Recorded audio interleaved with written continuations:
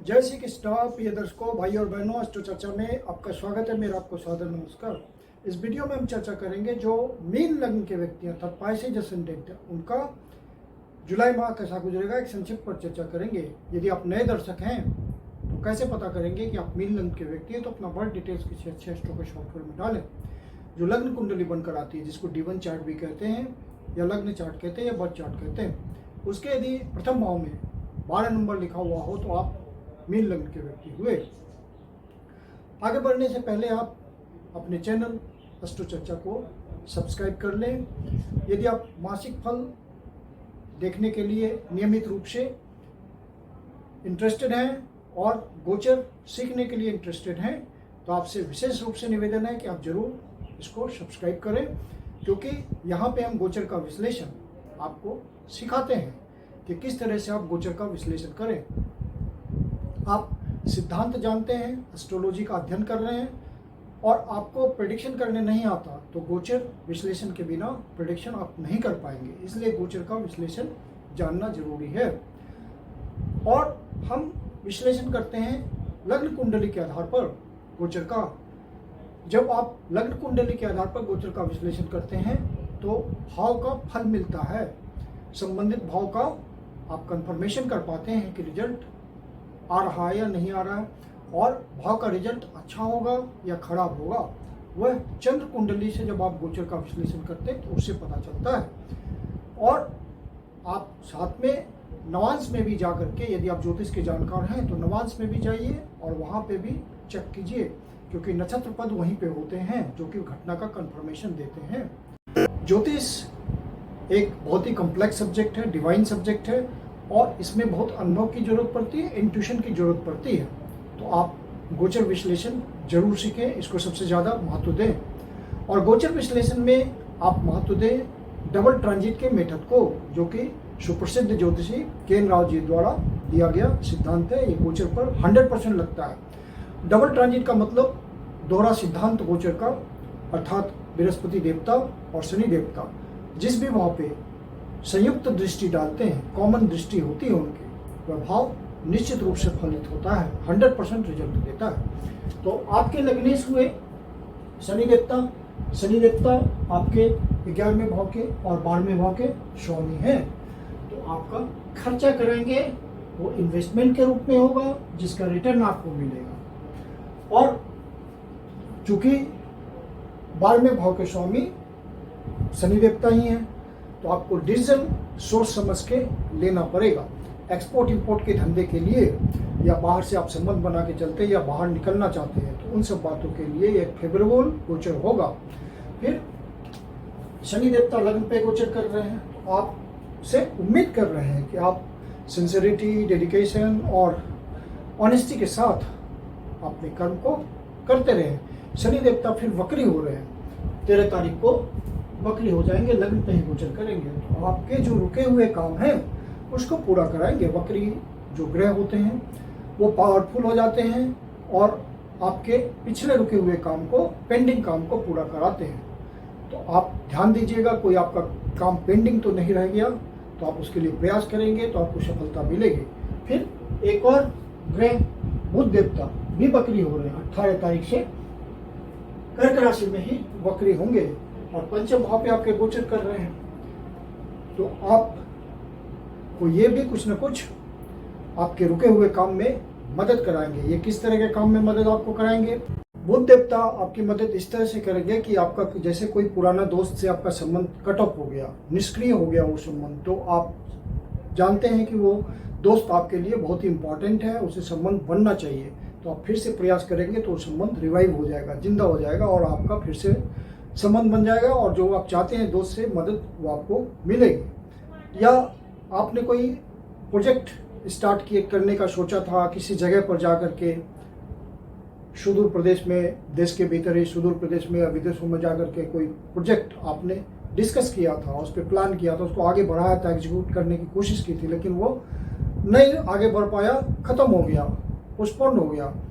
वैसे बातों को यदि आप फिर से ट्राई करेंगे तो आपको उसमें सफलता मिल जाएगी। बुध देवता इस तरह के रिजल्ट देते हैं वक्री होने पर। बुध देवता जब वक्री होते हैं तो आप कम से कम बोलें, ज़्यादा से ज़्यादा साइलेंस रहें, क्योंकि वाणी में कुछ दोष अचानक से आ सकता है और आपको अनुभव नहीं होगा कि आपने गलत बोल दिया और आपकी डीलिंग सामने वाले व्यक्ति से खराब हो जाएगी। तो बहुत सोच समझ के बोलिए, वाणी पे बहुत ही संयम रखना है।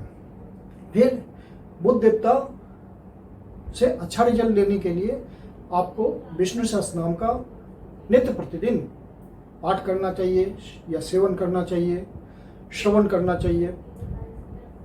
सत्यनारायण भगवान की पूजा में शामिल होने का मौका जब भी आपको मिलता है तो आप जरूर जाएं, या घर पे ही किसी दिन शुभ दिन सत्यनारायण भगवान की पूजा रखें और उसमें भाग लें, या विष्णु भगवान की उपासना करें किसी भी तरह से, तो आपको बुध देवता अच्छा रिजल्ट देंगे। बुध देवता जब वक्री हैं तो उस समय, जब तक वो जिस पीरियड में वक्री हैं, तो वहाँ उस पीरियड में आपको कोई नया कंप्यूटर नहीं खरीदना चाहिए, लैपटॉप नहीं खरीदना चाहिए, कोई इलेक्ट्रॉनिक गैजेट नहीं खरीदना चाहिए। इन सब बातों का ध्यान रखिए। और जो भी आप इंटरनेट के थ्रू कम्युनिकेशन करते हैं, मैसेजेस वगैरह देते हैं, वहाँ बहुत ध्यान रखिए, कोई गलती हो सकती है। अब आपके द्वितीय भाव के स्वामी होते हैं मंगल देवता, जो कि छठे भाव पे गोचर कर रहे हैं और साथ में आपके भाग्येश भी हैं। तो भाग्य का और धन का आपको फल मिलेगा छठे भाव से रिलेटेड। जो भी इस भाव के प्रोफेशन से जुड़े हुए हैं, कोई डॉक्टर हैं, हीलर हैं, स्पिरिचुअल हीलर हैं, या चिकित्सक हैं किसी प्रकार के, या वाद विवाद से जुड़े हुए किसी भी प्रोफेशन से हैं, जैसे लॉयर हैं, या पुलिस सेवा में हैं, या कोई ऐसे कंसल्टेंट हैं जहाँ झगड़ों का निपटारा आप करते हैं, तो इन सब में आपको नए अवसरों की प्राप्ति होगी, जिससे ज़्यादा धन संग्रह आप कर पाएंगे, क्योंकि यहाँ बैठ करके मंगल देवता आपको धन संचय करने में सहयोग देंगे और साथ में भाग्य का भी इनहेंस करेंगे। जो स्टूडेंट कंपटीशन की तैयारी कर रहे हैं उनके लिए ये अच्छा समय है। यदि ओरिजिनल नेटल चार्ट में कोई पॉजिटिव इंडिकेशन होगा, कोई महादशा, अंतर्दशा, प्रथमदशा किसी ग्रह की चल रही होगी पॉजिटिव और आपको फल मिल रहा होगा, तो आपको गोचर वैसा फल दे देगा, आपके नौकरी की प्राप्ति हो जाएगी, आपका प्रयास सफल हो जाएगा। जो बिजनेस में लगे हुए लोग हैं इस भाव से संबंधित, वो कंपटीशन में आगे बढ़ेंगे।